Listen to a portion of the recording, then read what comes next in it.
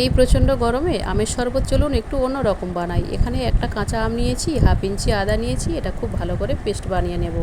আর এখানে একটু কমলা লেবুর ছিলকা নিয়েছি, খুব সামান্য, সেটা জল দিয়ে ভালো করে পেস্ট বানিয়ে নেব। এটা সুন্দর রঙ ও গন্ধের জন্য নিলাম। আর এখানে একটু জল দিয়ে এটা ভালো করে ফুটিয়ে নেব যাতে ভালো করে সিদ্ধ হয়ে যায়। এখন লবণ দিয়ে দিলাম স্বাদ মতো।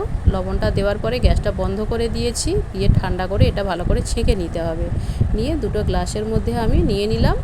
তারপরে এখানে বাতাসা দিয়ে দেব, 4টে করে বাতাসা। তারপরে এখানে গোলমরিচ গুঁড়ো একটু করে দেব, চাট মশলা হাফ চামচ করে দিয়েছি, আর এখানে বিট লবণও দিলাম।